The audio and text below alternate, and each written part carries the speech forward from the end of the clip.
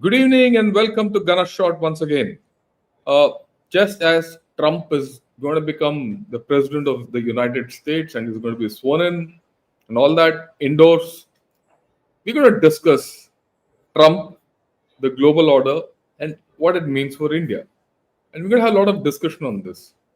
And to do all this, I have the person whom I really believe has a pulse of USA, Brigadier Arun Sahgal, right? I'm sure he's got a lot to say to us and lot for us to imbibe.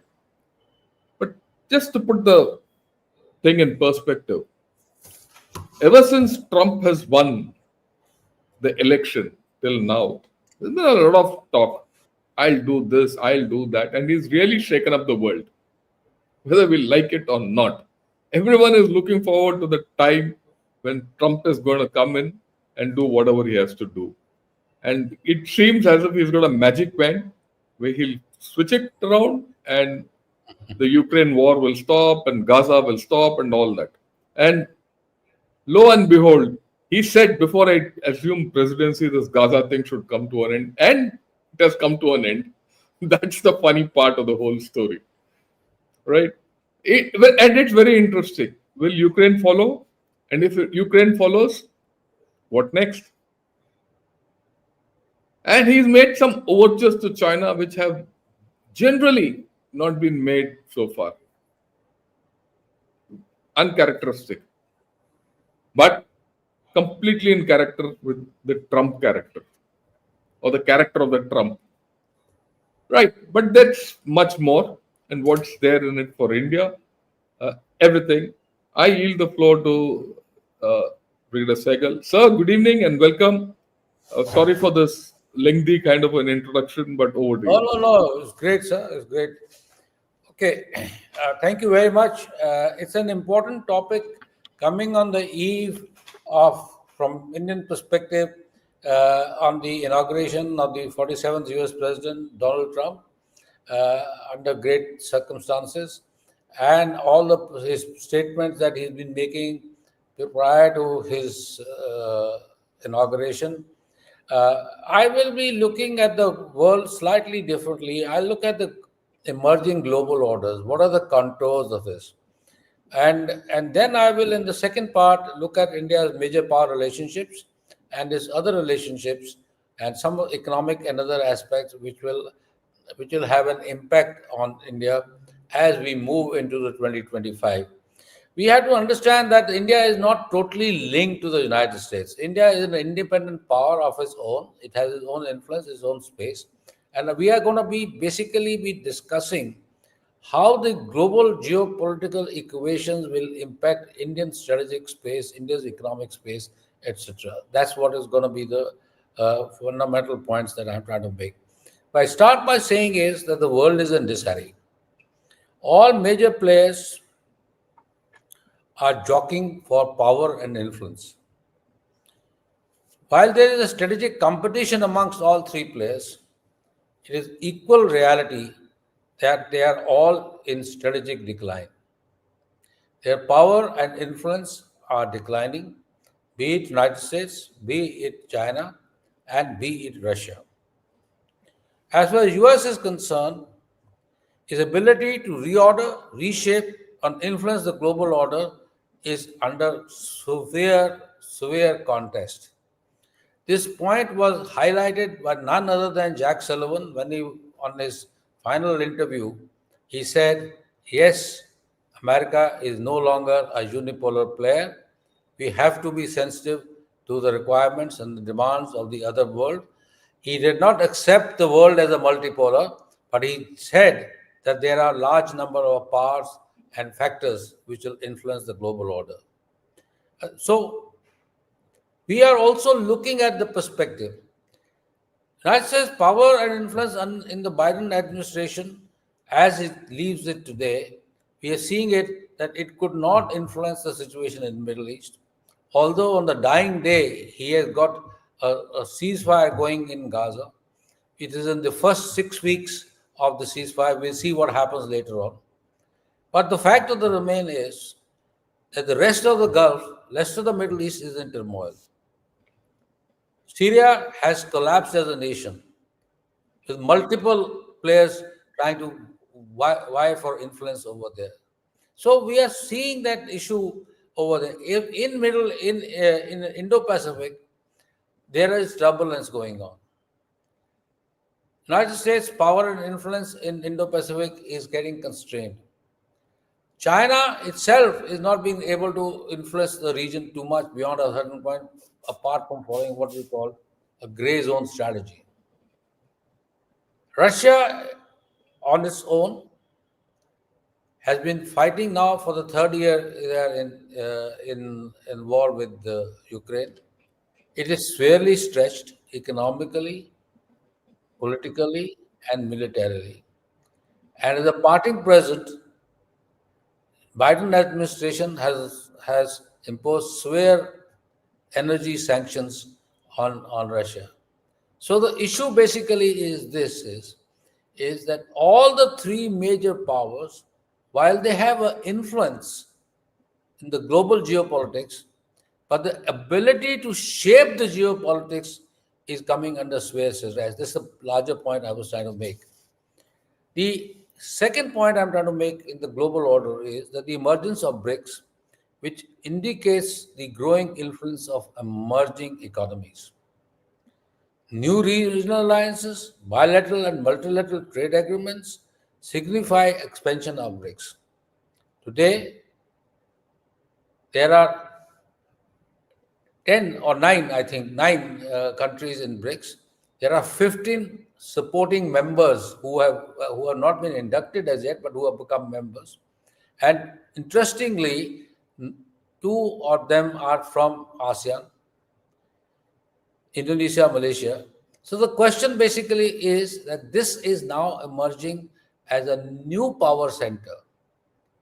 The emerging economies consolidating their power and influence, developing trade synergies, are now becoming a new power center, and they are also becoming a political power center. See the way South Africa took Israel to International Court of Justice. See how they are managing the climate change. So this is a new uh, balance that is emerging, which will have to be take cognizance of. Trump might say that de-dollarization is unacceptable to me, and I'll put 100% tariffs, etc., etc., etc. But if you start looking at the trade figures amongst these countries who do not have to go to West and who have to do trade among themselves, the ability of the West to shape the trade and economic discourse of the global South and the emerging countries, the middle powers, is really constrained. So when statements are being made in terms of tariffs and imposition of etc., my humble submission is that we need to take these issues with a pinch of salt and do some little bit of research to understand their implication. Then the next issue is from an Indian perspective. So there is now an east-west balance of power, or let's put it this way, east-west balance within the construct of emerging South. East-west and emerging South. Now the question for India is this. In this global balance of power, how does India play its cards? There is a strong Western linkage to India. Our relationship with the United States is strong. Our United States is the largest trading partner. It's an important strategic player. It's a part of our Indo-Pacific. We are part of quadrilateral. Similarly, India has got a large number of economic and political stakes in Europe. So to that extent, and particularly the Trump administration, I'll come to that a little later, would look at India as a much more sanguine and a much more important player as part of the Western narrative of dealing with the geostrategic problems than India being as a neutral player or a non-aligned player. On the other hand, India has strong relationship with Russia. India India is trying to build up its relationship with China following the thaw. So the question that comes about will be is that how does India play its card? And the next point is Europe. Europe is in political turmoil. Europe is in economic turmoil. Europe has very severe security challenges coming. It is incapable of looking after its own security at this point in time. Should there be a certain degree of a ceasefire, while people might look at Ukrainian ceasefire from termination of conflict, but what we need to look at the ceasefire between Russia and Ukraine from the larger European politics and the status of NATO. If there is a ceasefire over here, and Russia, which has already initiated a strong militarization programs and building up capacities and capabilities, guess the window of 5 to 10 years, it will emerge as a strong military power. Will that military power can Europe sustain that military power? And what does ceasefire and improvement in relations between Russia and America mean? Please understand, America is an offshore power, whereas European construct, that is NATO and particularly the Western Europe countries, with the strongest countries in Europe, are in place.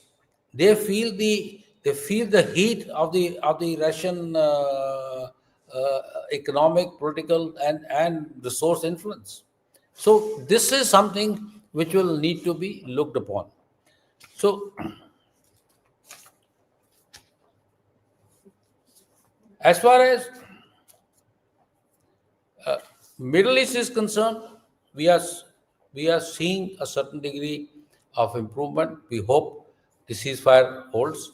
But the question is, what happens to Iran?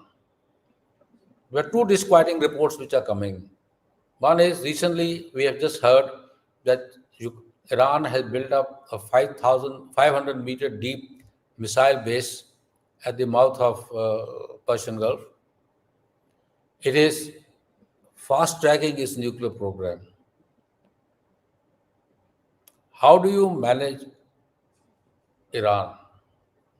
And there is also, if you are to believe Mr. Sergei, the Russian foreign minister, he categorically said that we have a quadrilateral operating, and that quadrilateral is Russia, China, Iran, Pakistan, and he wants India to be part of it. So this is a new quadrilateral or a five-power nation relationship which they want to create. India certainly cannot become part of that, particularly for the obvious reasons. But the fundamental point is this: is to contest the West.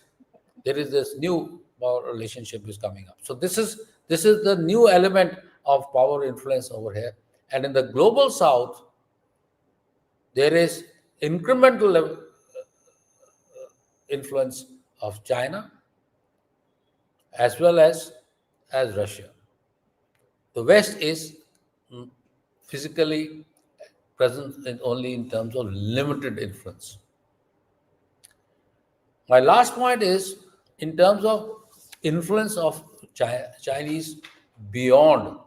I talked about China or America being a constrained power. China itself is also a constrained power. China can only influence in the continental domain and limited in the maritime domain. It still does not have the attributes of a strong blue water navy as yet, ability to project power. We have seen that in the events that unfolded in the Middle East, despite having its interest in Saudi Arabia, despite having its interest in the Gulf, Chinese were by and large bystanders. So this is the reason I'm mentioning all this is about the geopolitical aspect is that it is a huge flux that is operating. Before I come to global geoeconomic order, I I will request General Shankar if he has any points to. Well, I go with you, sir. I think you brought out very important points. All the big powers or the recognized big powers, China, Russia, and USA, are in strategic decline. And let me qualify more than what you have said. Uh, USA, despite the fact that Trump has come out successful in this election, is still a divided nation. He might have the popular vote, but it's not by a large margin. So it's not going to be an easy presidency for him the way it is being made out. I'm just adding to what you're saying. Sure. And it's not going to be easy presidency. Much, despite his bluster, after the initial issues, there are going to be problems, and most of his problems are internal. And if you see 75% of his orientation is internal, my view is for the best part of the next 2 to 3 years, we might find USA more of an inward looking nation uh, than it was before. Or the other way I put it, it'll be less outward looking, less internationalist in its outlook for many reasons. Yeah. Uh, you mentioned about Russia emerging as a big player, a big military power, relative to the decline of Europe, which is there's no doubt about it. It's relative to the decline of Europe Sure. because Yes. Europe and its security are at stake for itself. And this post-Ukraine situation uh, holds a lot of flux. But the fact also remains that if and when this war ends, Russia will be a post-war economy. So it has its own issues. And I don't know whether Russia will be able to come up and exert its influence the way it used to have, because it is virtually out of the Middle East now. Yes. Right. Uh, and it has to go to, like we know, the Tartus base has gone to Benghazi and things like that. So it's virtually out of the Middle East. And the Middle East is central to world geopolitics and geoeconomics to a large extent. Like you rightly said, China is virtually marginalized away from global affairs. Despite all its bluster, it has problems in its periphery.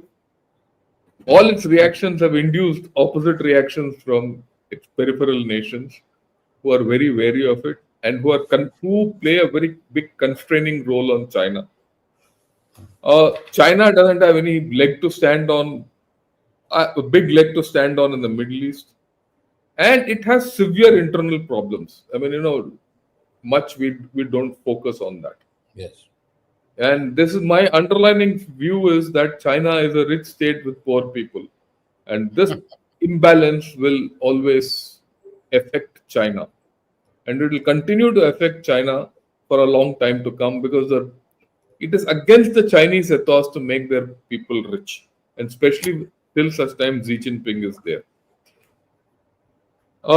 Like you also said, a lot of things, what you said, actually, I'm qualifying it in different words. The global south has its own aspirations. And gone are the days when they're prepared to even accept anyone's diktat, uh, leave alone the big powers.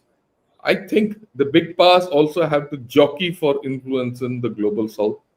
A prime example is our neighbor, Bangladesh. Not Bangladesh, Sri Lanka. Despite all the assistance we gave to them, Sri Lanka has gone and opted for an investment of $3 to $4 billion from China recently for an oil refinery there. So things are changing. The geoeconomics are also changing. Right. So this is where we are. And the interesting point you brought out is the new quadrilateral of Russia, China, Iran, and Pakistan, which we'll have to see because that I'm sure Russia is alive to the fact that we cannot be part of any equation where Pakistan is on the same side. Or rather, Pakistan will not also not be comfortable with the whole thing, and we have to see that. And in this context, where India heads is a issue which I'm sure you will discuss. Uh, yeah, how India plays its card, that's what you said, is very important. Uh, and I also feel that India has also to overcome its own internal contradictions. While our thing, why I'm talking of internal contradictions is when the going is good, when our economy is going firing on all cylinders, we tend to paper over our internal problems. But the internal problems start surfacing the moment their economy starts misfiring, or I won't say misfiring, it starts sneezing, like it's recently Sputtering. happening. Sputtering, yeah, sputtering is the right word. So I think we are in interesting times. And now that you described the geopolitics, I'm looking forward to what you have to say about the geoeconomics. All yours, sir. Okay, so basically, I'm talking about global economic order, which is it is undergoing a significant transformation. Is driven by shifts in economic power, technology advancement, and evolving international relations. The first element of this global economic order is rise of plurilateralism. There is a large number of group of countries which are becoming economic alliance partners and addressing their specific economic issues. And in that, we have RCEP, we have TTP, and then we have BRICS.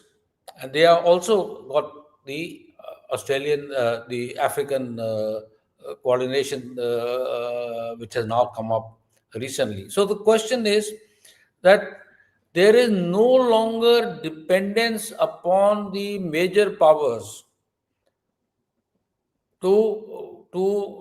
for support systems as well as for goods and services. There is enough growth between the medium powers and less developed countries to be able to sustain their development. That's one issue which is important. That also gets linked to the supply chains. You are no longer is the world totally depending on the Western supply chains. Of course, there are certain critical areas of technology where the West leads, but those West areas of technology are now being also being penetrated by some major developing countries, major emerging economies, i.e., India. China has already become a strong technology partner. Tomorrow, ASEAN countries is going to become strong technology players. As also we are seeing in countries like UAE, Saudi Arabia, and South Africa becoming some important technology players. So the question basically we have to look at is this: is technology will not be Western agnostic or Eastern agnostic. Technology will be available whoever has the capacity to leverage that technology. And the the perception that you can stop giving GPUs and stop giving this or that to countries, or you can put AI in second tier of like the Americans are trying to do, will at best will be like we see in the case of TikTok, only a superficial element of trying to put pressure on developing economies. It will not function. It will not function primarily because the economies of scale are so high in these countries with the kind of population, the kind of growth that they have, and the potential that they have, and the manpower, the technological manpower that they have. They are the only ones who have the capacity and capability to exploit them. So this is going to be the new norm. Efforts will be done toward technology denial, but their efforts will not succeed. And they will not succeed even in the case of China, as I will come to a little later. And then there is a reform to international institutions. One of the elements which happened that during the last BRIC summit in Russia was two things. One is creation of BRICS insurance mechanism. BRICS insurance mechanism. In that, the no longer do you have to go to Lloyd's and other Western agencies for insurance. The insurance cover will be provided by within the BRICS nations.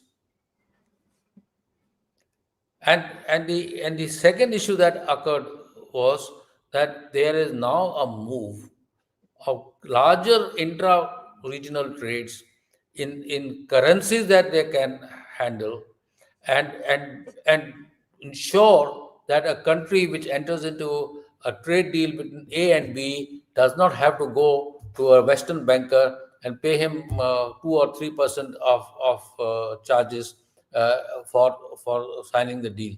That's not going to happen. The deals will take place within their own self, and this is what is happening between us and Russia. This is also happening between 22 countries in India, where we have signed bilateral agreements. So this is a new norm which is going to come up.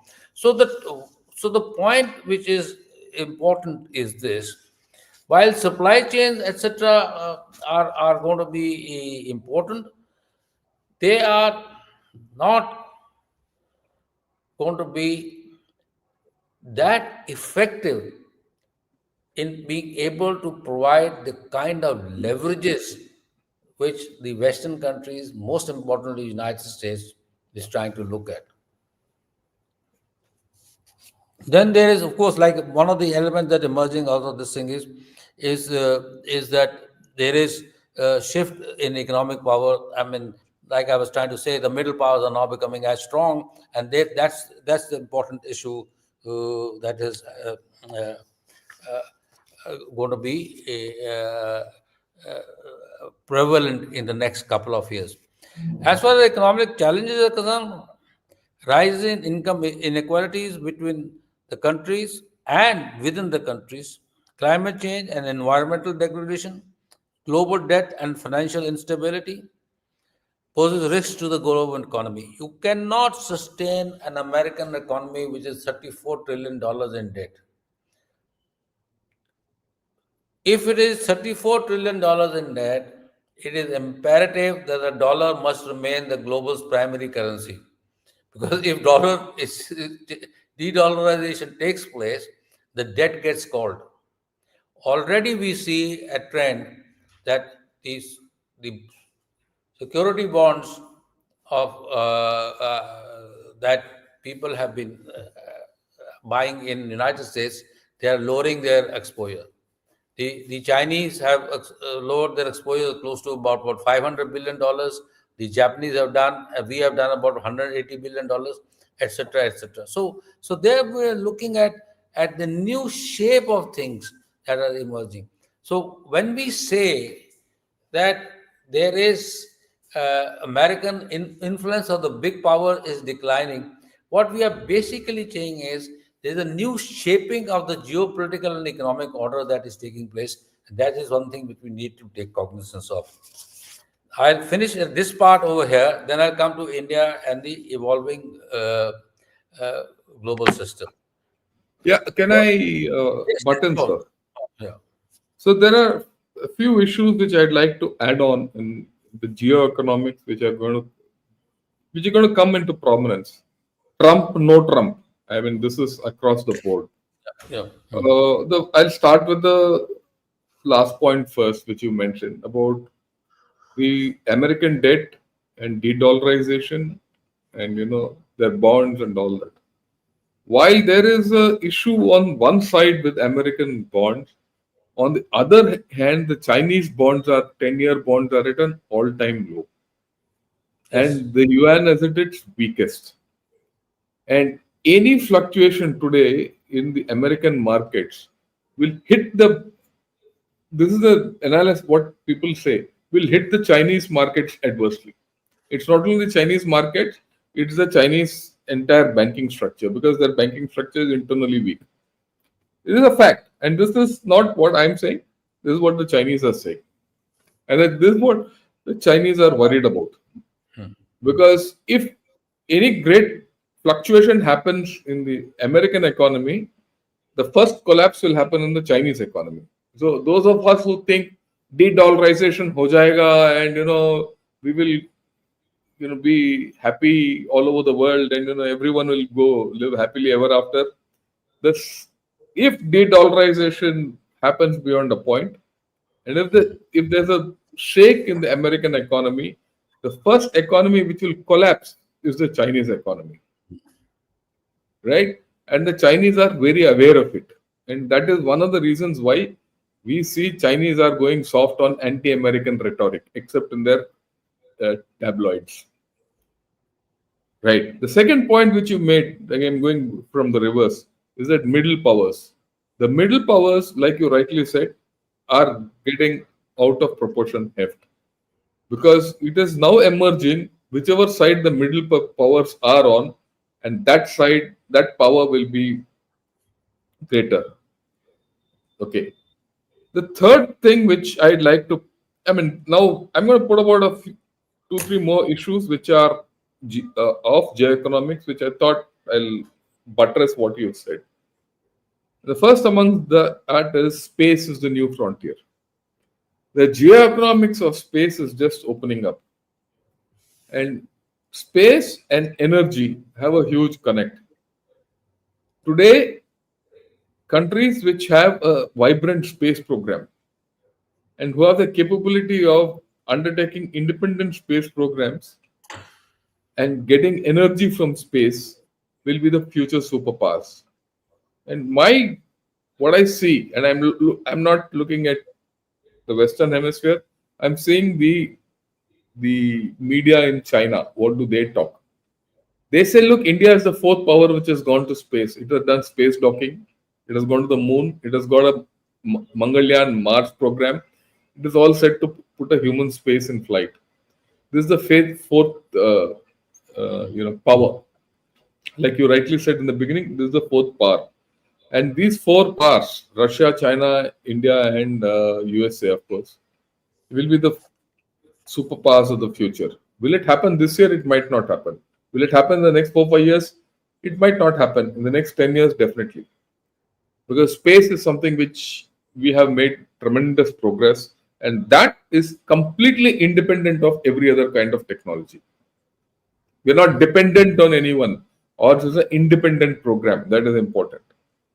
The next point is that with whatever is happening in the Middle East, I'd like your comment on this also after I finish off. Revival of IMEC. While you said there are a lot of plurilaterals which are coming in, like RCEP, BRICS, BRI, and all other structures which are coming, TTP and all that, or for that matter, the Indo-Pacific Economic Construct, IPEF. The IPEC, I think, will see a revival, and that's going to, make its mark, especially now with the peace deal happening in Gaza and things like that. And I also see the North-South transport corridor with coming up. We'll see how it goes, but I think it should make some headway in this year. The next corridor, which is of global importance, and why Trump is going to Greenland, is the opening up of the Arctic corridor. I was going to come up later. Okay, yes. Is the opening of the Arctic corridor. And here again, sir, what I'd like to make a point is that Trump has now effectively shut China out of the Arctic route. He's very clear. He's done it in his own way, but he shut it out. And all projects of China in Greenland have been put on hold. In fact, they've been said, thank you.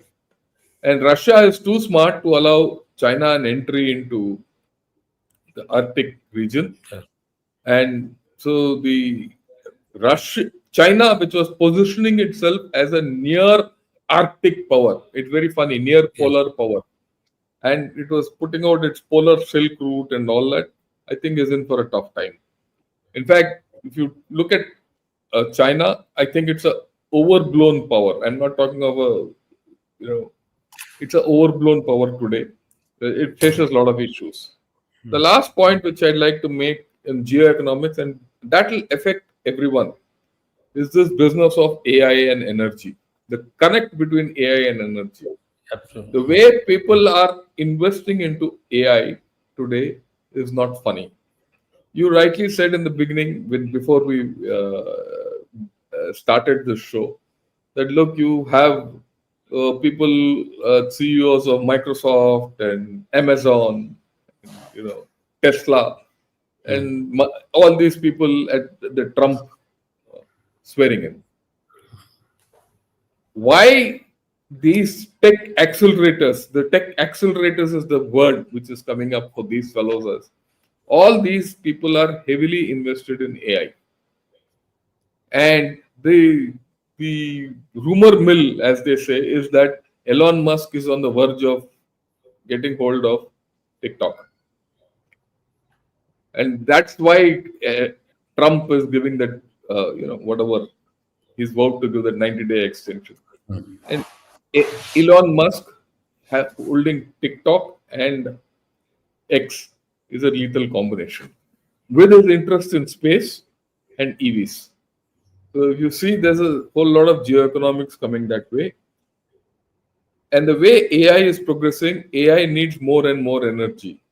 So if Power, yeah. energy geoeconomics need, the earth doesn't have enough energy. And that is why space program is very important for this new kind of geoeconomics. What I'm trying to say is the geoeconomics hitherto was all about supply chains and things like that, hard stuff. But where we are going, my view is that we are going into the business of AI, space, energy, and new trade corridors, uh, where leveraging technology will be of greater value than hard facts of manufacturing and supply. I mean, this is what I had to say on this. I'd like your comments on this and your views on this before you take the Okay, next slide. yeah, okay. So I am generally in agreement with whatever you have said. A couple of points. See, a fundamental point is the new economies have two things which the world needs.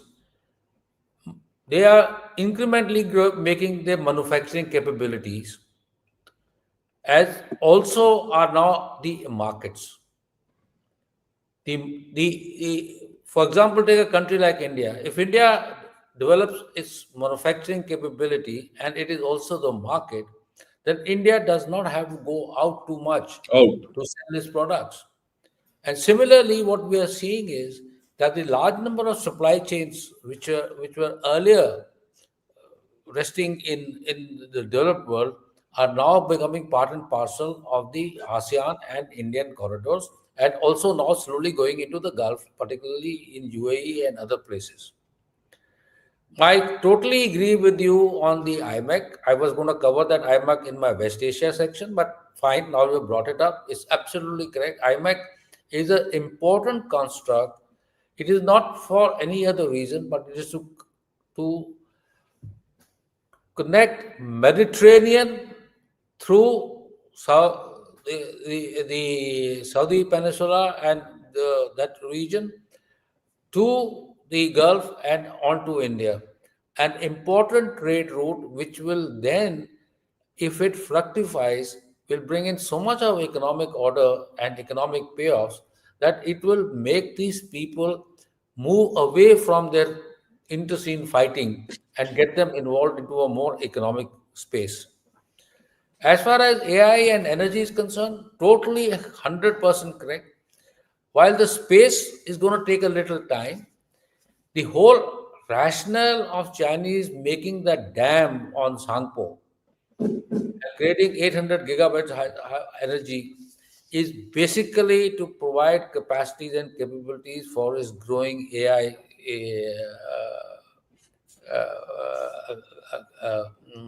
programs.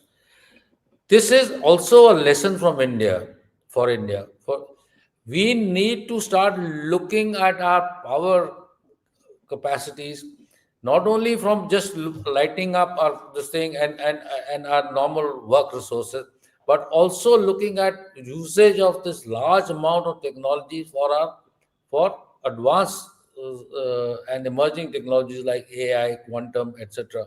So this is absolutely correct, and I totally agree with you. And in that, I harnessing space and India becoming an important space power becomes an important perspective. So I am, let's put it this way, I just trying to amplify a couple of things that you said, but I'm generally in agreement with you. And I think this is an important discussion on global energy, that the move is no longer, dictated by supply chains and commercial agreements and free trade areas, etc. But the new elements of looking at economic growth and potential is this is what is going to be done by technologies and capabilities and manufacturing, and also harnessing the supply chains in a fashion in which the middle economies will play a major role. So that's the thesis I have on this. Yeah, I completely go with you, sir. I just want to add something which you said and which one of our audience has also spoken of, which probably, you said it actually. You spoke of climate change. Yeah. With climate change, there's another packet which is coming, and this is what this gentleman has said. I want to put it is you're out in China because China is a net importer of energy and food. What he's brought out is not the fact that China is a net importer of energy and food, but climate change and food security is something which is there, which is on the horizon, which we need to be factoring in all our geoeconomics, Yes. because that is where we need, as India, we need to leverage our strength or protect our strength. And I just thought I'd put it across a point which No, you actually, and that's why our initiatives on green energies are so important. yeah, And modular, small modular SMRs, reactors, etc., for which we are now also trying to go in. I mean, that's also becomes a very important issue. completely agree with you, sir. So Yeah. okay, now coming to the relatively of India and its relationship with major players. Fundamentally, I'll since the time is getting short, I will just come. No, no, sir. You could please go ahead, sir. I think this is a very important discussion. People will enjoy it. I see the good response. A lot of people are coming up with a lot of good comments. Okay. Your So views. first is India-China relations. There is a thaw on the boundary, but it's a work in progress. We have had an SR meeting. We need to understand that this is not something which is over and done deal. It is a continuation of process. But two things we need to understand. One is that as a consequence of this standoff, what has happened is Chinese have built up huge infrastructure and capacities and deployed their forces much forward than they actually used to do earlier. So the Chinese are now on, frankly speaking, bang on the line of actual control or the nearby places. Chinese response periods have become that much smaller. Building up of habitats, etc., are also part and parcel of the same process.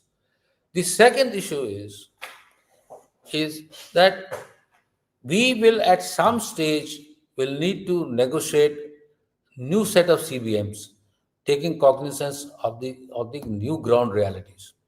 This is something which we are not talking enough, but as we go along with the SR talks, this will have to happen, and there has to be a certain degree of give and take on this, and that is where the our diplomatic prowess and our military capacities working in tandem will deliver.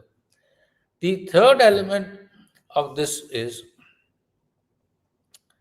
that economy. There were two elements. Why was China looking at resolving the boundary issue, certainly in 2024?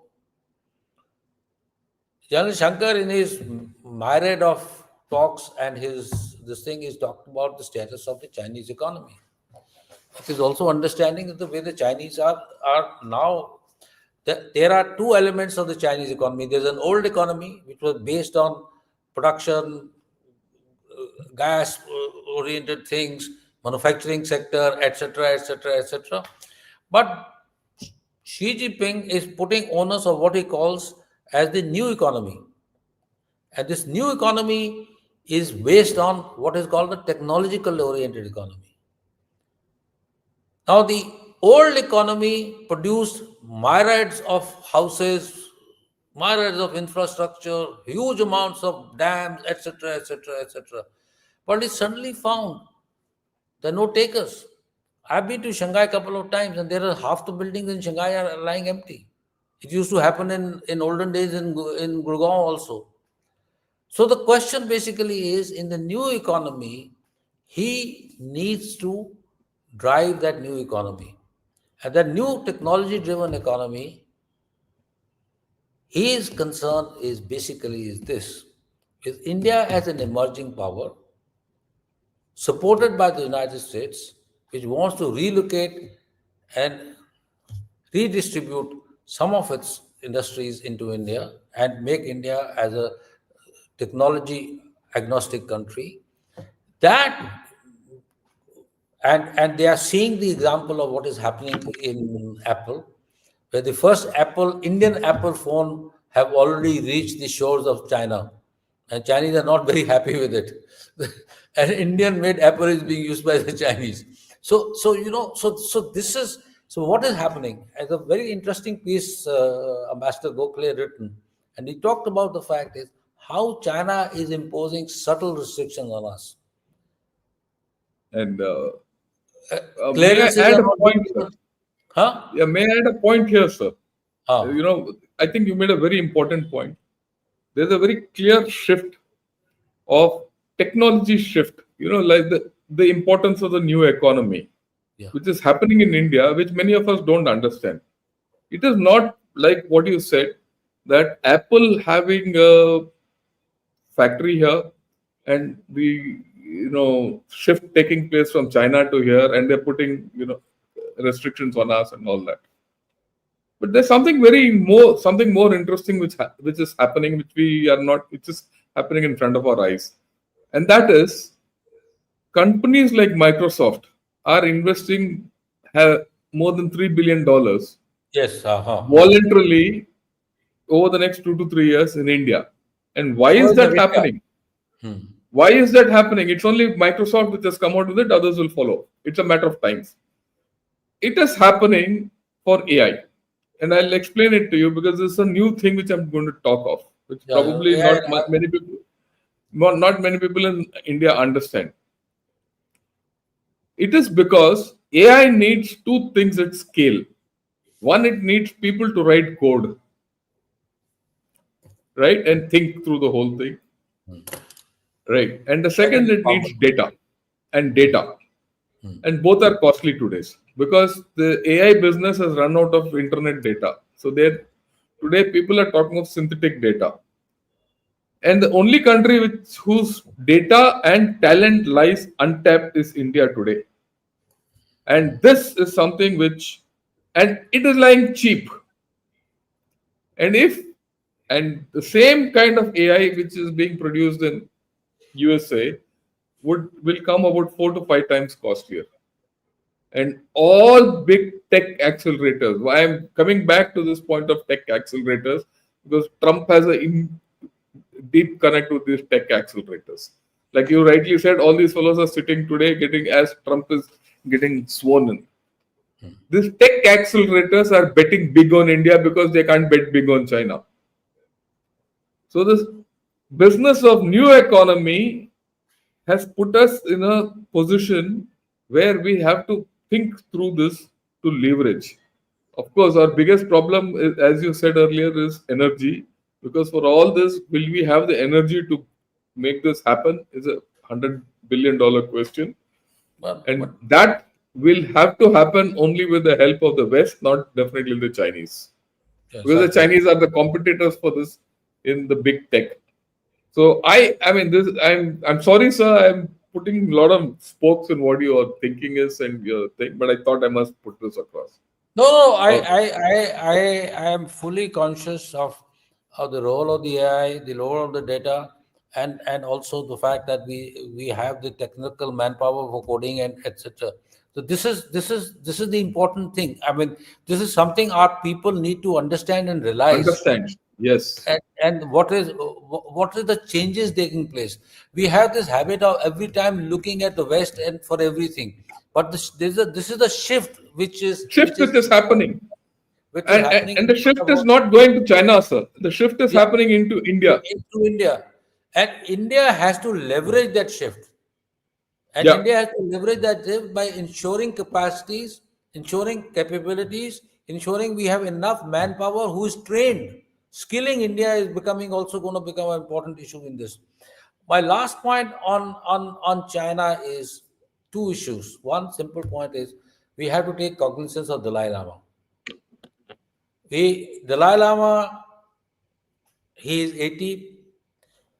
His death, I mean, this is a reality of life. We all have to go. Is going to create some murmurs, some turmoil. We need to be prepared for it. And second thing is that while China is seeking opening of economy with us, we must be very clear what are we seeking from China. And we must draw our clarity, have clarity in what we need from China.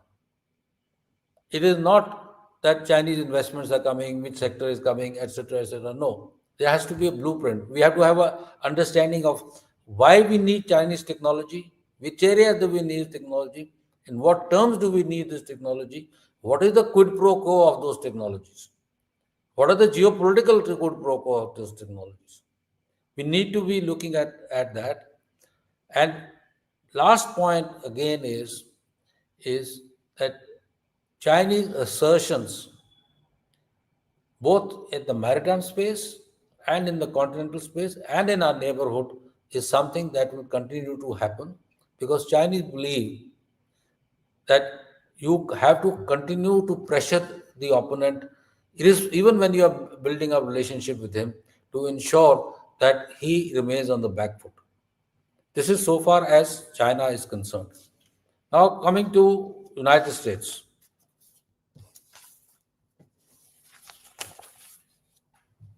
As things stand today with the United States, there are three, four factors we need to take cognizance of. My assessment of the Trump administration is the geopolitically Trump administration looks at India as a strong Asian player, a complete power, which needs who can be an important strategic partner. United States is conscious of the fact that it is an offshore power. It cannot have the same capacities and capabilities as a strong power in the region can have in part of its overall China containment strategy. All the other alliance partners, be it Japan, be it Australia, be it Korea, be it Philippines, are limited power capabilities. He understands that all of them require large presence of American power and influence. And that is costly. American military is suffering. Lately, the Americans have gone into Korea and seeking to get into ship development programs with them. Maybe not large capital ship, but certainly medium type ships which they require for their coastal patrolling, etc. So, so India is in the construct of new administration. There is a much clarity, sans illiberalism and liberalism and all kinds of those woke theses. You will find there will be a much more upfront dealing with India. Having said that, we must also be conscious of the fact is that we must create equities for transactional bargaining with the United States. I'm not going into details because that's not important. We need to create Yeah, I agree with transactions. you. We have to create a trade relationship. What is the nature of that trade relationship? What is we going to trade off? What are the areas that we need to trade? What is it? Why is it important for America to co-develop and and and give technology transfers to us? What is it that India can do? India must do, and what do we expect America to do for us? Both things are relatively important. We have to create a blueprint of our interests. We have to be very clear that what are the go areas, which are no go areas with the United States, and we have to be very clear what are the offtakes from there, and what are we looking to get from the United States in this. It is not going to be one-sided relationship. We cannot afford to have that one-sided relationship. We have to understand that when when these people talk about giving India the same status as an ally, they are not talking through their hat. They understand what the geopolitics of the region are. America cannot be present all the time over here. And it has, like we said, its ability to project power is getting limited. It is coming up with new theses, but each one of them is so time consuming that they have no capabilities in the next 10 to 15 years. So this period of next 10 to 15 years, which is going to be central to maintaining a strategic balance of not so much of containment, but to push China into being a reasonable stakeholder for maintaining peace and security and order in the region. That is where India's power and influence will come into play. And here it is important for India to have a strong transactional relationship with the thing. We have done in last few years. I'm very sorry to say that we have simply purchased items from United States. We have not been able to influence either the 404 deal or the 414 engines deal to a degree that we should have done. There is, today the situation is a $1 billion deal of 414 engines is going to jump to 1.5, and I dare say it will jump to about $2 billion. They are opening up factories here. They're opening up production lines over here. Yes, please do it. But at the end of the day, we must be very clear that all these elements must help in creating an adequate military capabilities and address our core defense capability concerns. That is something which we need to be very clear about, and this is where our relationship will have to function. It is not a question of this ITR, this ITR, that the regulatory systems, etc., etc. We have to be upfront with Americans. You have your regulatory system, we have regulatory system. If we're going to work on regulatory system, we can say kiss goodbye to anybody else. Now, that if we want to have a strong relationship, then we have to look at this relationship from a larger perspective. Similarly, in trade, which are the areas that we want to trade in? You want to have a semiconductor factory? Your military wants to have a semiconductor factory over here? Sure, let's have it. Then don't put restrictions on the tier 2 or AI. Don't put GPU restrictions on India. You cannot do both things together. Okay, you have some limitations, your technological limitations, etc. Please come and discuss, and we find via medias. That is what our relationship with the United States is going to be. So it's going to be transactional. I suspect we have people in the United States government, this new government which is formed, have a much better listening capacity. Not that the last one did not have, but I just give you a small example. Mr. Sullivan came here and they said that we will develop new technologies in ISET, critical and emerging technologies. Great.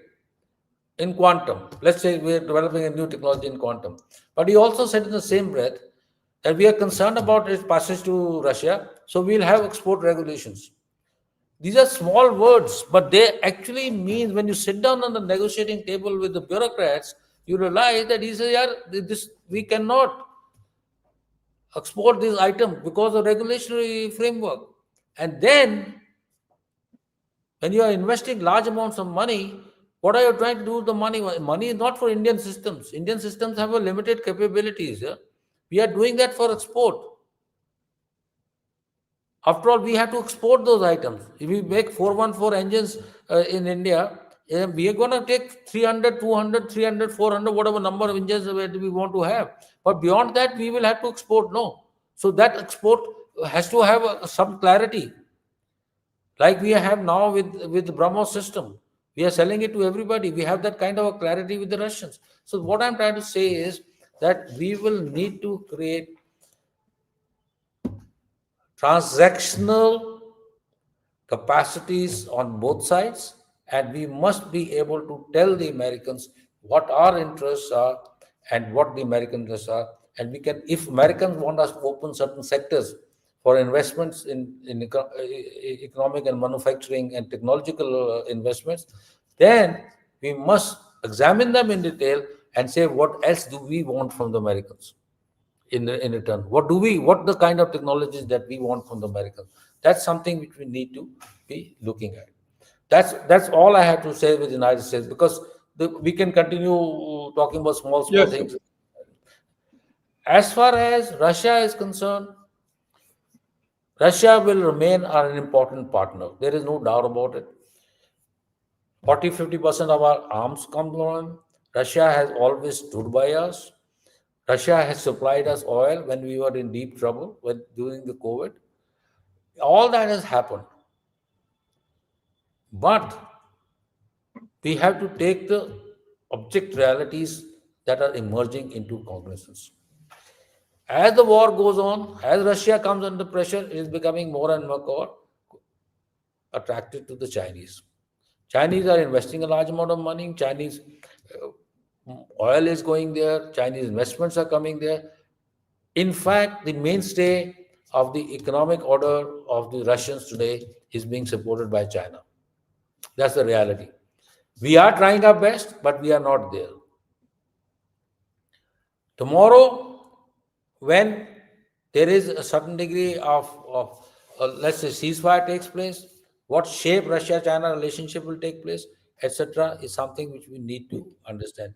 If, on the other hand, the contest between the West and the East, like those four countries we were talking about, Russia, China, Iran, and today now they added Pakistan also, and maybe North Korea. If that new element of power rivalry comes up, India will have to take a certain degree of a stand. India should be very clear that we have to have a certain degree of equations with Russia, but how do we manage those equations with Russia going forward is something which we need to take care of, particularly when our defense partnership becomes less and less. If defense partnership is not the driver, oil is coming under sanctions, and oil is a partial driver. Strategic partnership with Russia, particularly in the continental Eurasia, is getting limited purely because of access. And Russian ability to influence geopolitics, like we discussed in the first part, is also getting limited. Then the question arises is, how do we collaborate and collate our interests together? No doubt we will. I'm not saying we will far away. But the question is, it is how do we manage that over a period of time? Which are the areas of interest? And we have to start looking at them now so that we build up capacities, capabilities together. We look at joint projects, look at joint technological cooperation and issues like that. Last point comes is Russia gonna be a leverage vis-a-vis the Chinese? I think the jury is out. The jury is out in the sense that I don't think that's going to be a very serious issue. Chinese and Russians have one equation, like we and the Russians have a different equation. I don't think, and one of the best part of this relationship is this, is that the Russians have never succumbed to the Chinese pressure of denying us equipment, etc., any of those things, particularly during the 4 years or long standoff with the Chinese. So this is the issue that we need to take cognizance of. As far as our other relationships are concerned, with Japan, we have a strong partnership, but the Japanese unfortunately remain east of the South China Sea. They do not go beyond, although they keep saying that they have interest in the Indian Ocean. Their trade lines are there, but they have no presence over there. Their capacities are getting limited, and also they are too involved in the in the Australia, South Korea, Philippines, and that squad, the new squad which has come up in terms of ensuring their own capacities and capabilities vis-a-vis the Chinese. And in this regard, it's important to understand, and this is something we have to highlight to the Americans, is that you cannot have an Indo-Pacific architecture which is only East Asia centric. So at some stage, Americans will have to start thinking in terms of collaborating closely with India. And in this regard, this talk which is now going on in the United States in certain circles of creating a Middle East command,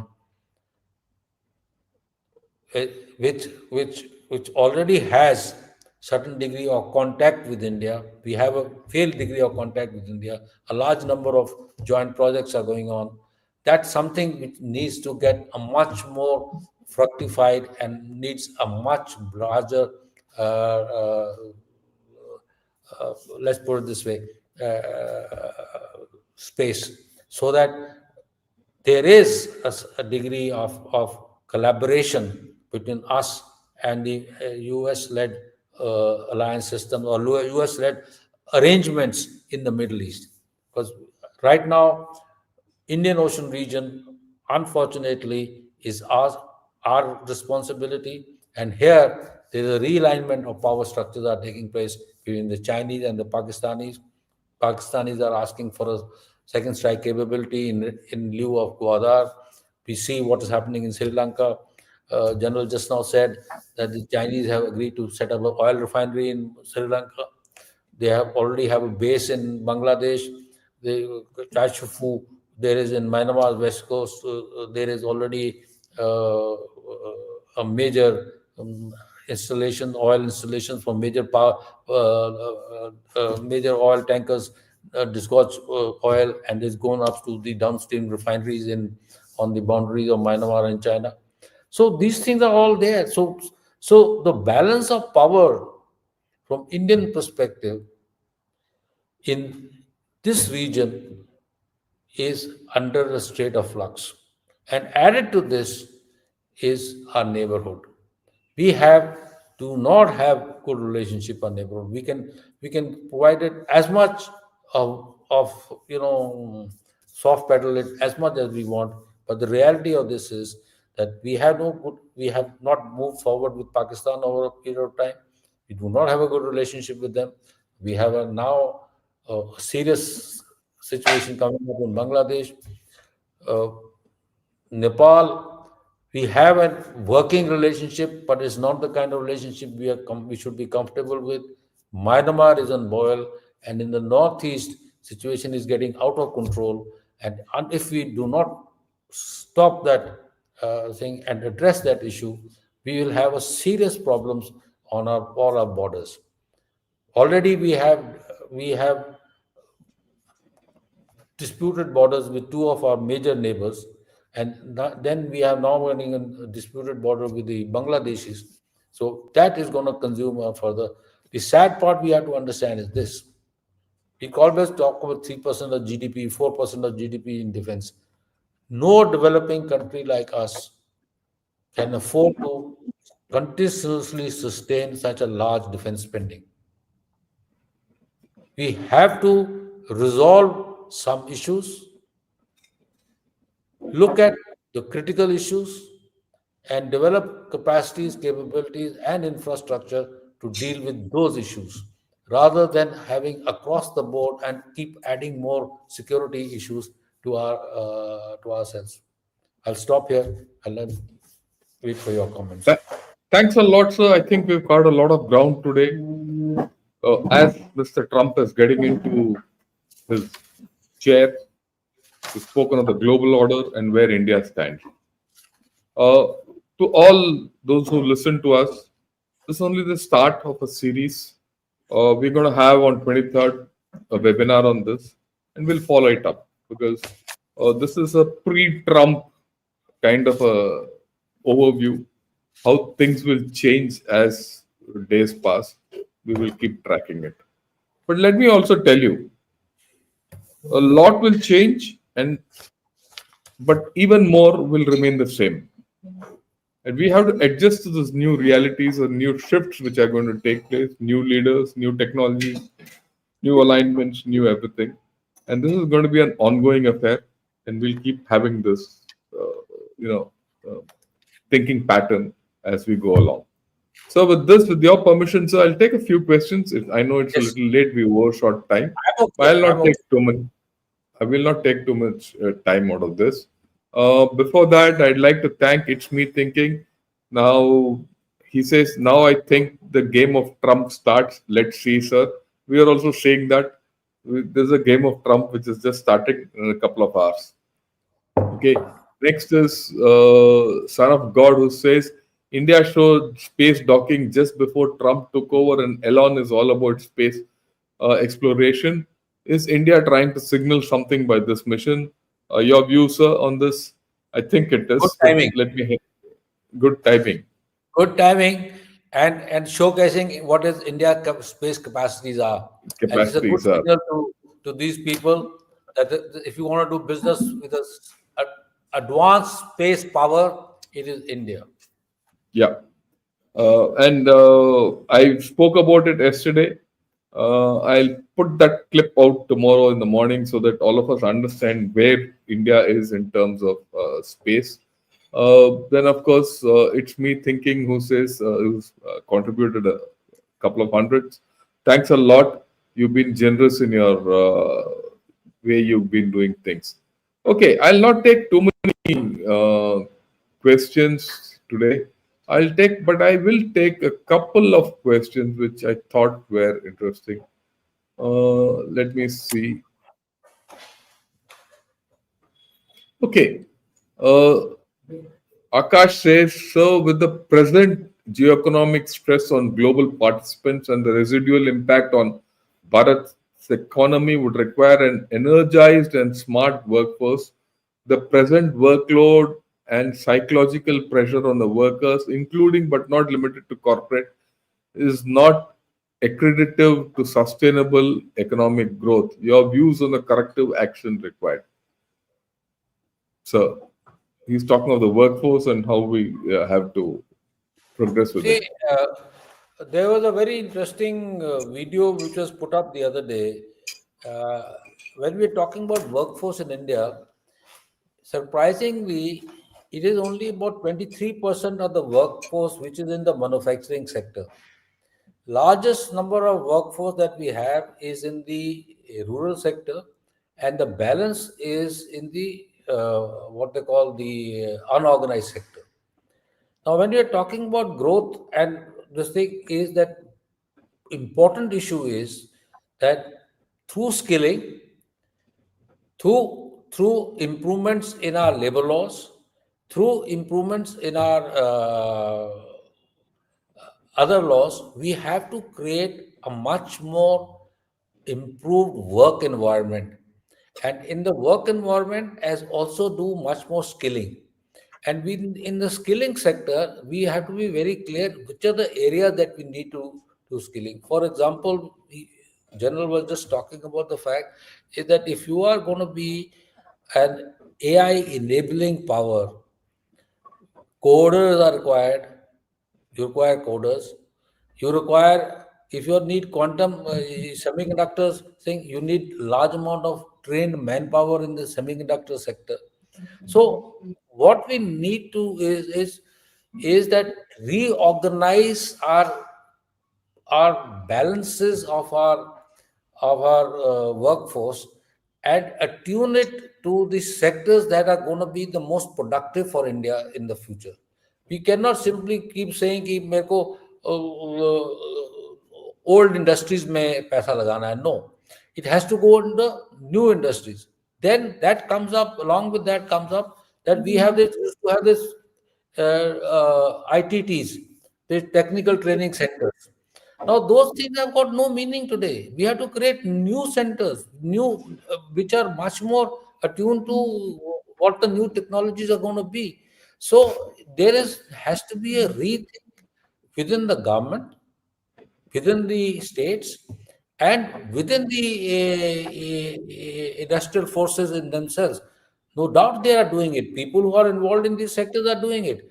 But if we want to grow and if we want to have a growth, then we need a much wide scale skilling that is required. We did create a Skill India Corporation, but I don't think it has done much of, delivered the kind of output that we are looking for. More than I leave it to General Shankar to So, add on. no, I'd just like to add one point to this is that I keep telling this often. India is the only alternative to scale for China. Rather, India is the only alternative to China in terms of scale. It's only India which can match. It is India only which can has the capability or the potential to fill in the huge gaps which are there, which are required for new technologies which are coming. There's no other country which has this capability, right? So the challenge before India is how can it orient its own internal systems to meet this challenge, to meet this opportunity. And for that, there's a whole lot of internal skilling which is required, reorientation of training, your entire university system, and all that. And that is what is going to get us dividends rather than just going in blindly for manufacturing. Manufacturing, you need to for self sufficiency so that you stop importing rot from China. But if you want to go into the new economies and new technologies, you have the capability. It is your manpower which is going to give you results. And that I think is the larger point which the Brigadier was also putting out. Okay, the next question, sir, which is Vishwanathan's questions. What is the likelihood of the USA sliding down in tech sector if President Trump implements his new immigration policy with Americans first and only policy? What policy changes do we need to implement to encourage our younger talent in contributing to our nation's building? We have two issues are involved. I think we will have to see how his immigration policy unfolds. There are two views. If I'm looking at two views, one of course is the MAGA people who are ultra nationalists and they say they throw out everybody who is not American, etc. We don't need foreigners. But then we have people like Elon Musk and party who and Ramaswamy also to that matter, who are very keen to say that he says, please understand what is the output and what their contribution to the society and the country is, rather than just looking at throwing the baby with the bath water. So there are two views of thought, and I think at the end of the day, pragmatism will prevail even in the United States. There might be some people who are asked to leave, but the larger amount of people will be sustained in the United States. As far as we are concerned, is like we were just now talking, is that we India is becoming a land of opportunities. One of the issues that helped the Chinese was that once when they started doing the same thing to the Chinese, a large amount of the Chinese came back. And what the government of the China did was they allowed them the same kind of research facilities, research environment as they were used to over there, and tell them, okay, guys, here's the mandate, here's the money, go and produce. Okay, that's what is required.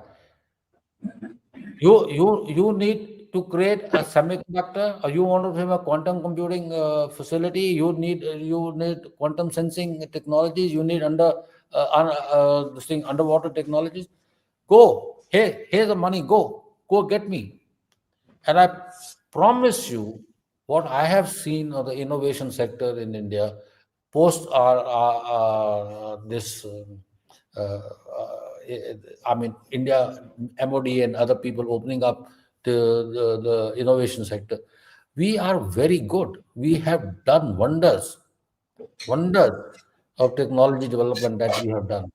But the question basically is this: is they are episodic, they are not institutionalized, people are not getting the money. There are no systems that have been created. So what we need to do is create systems so that the young talent which comes to India develops and then sees that what he has developed being implemented and being utilized. I'll give you a small example. A guy has developed a 25 kg a drone with 25 kg weight. 16 lakhs was his project cost. Government said, I'll give you 3 lakh rupees capital infusion. 13 lakh is yours. He says, fine. He says, but that 3 lakhs, 10% I'll give you seed money. Initial seed money is 10%, and you pay 10% or 13 lakhs. He said, no, why? Why should I pay 13 lakhs? I'll also pay about 3 lakhs, no? Seed money. So we have this, driven by our large bureaucracy, particularly the financial bureaucracy. We have systems in place which are discouraging young entrepreneurs. We need to ensure that the economic space, the technological space are even fields so that everybody level playing field. Anybody who has the capacity, who wants to invest, who want to develop, can develop, and then we utilize what he has developed, particularly when he's doing it in consultation with what our requirements are. I'll leave it to General for any other. Yeah, yeah, fine. So I'm okay with what you said. This is the last question I'll take.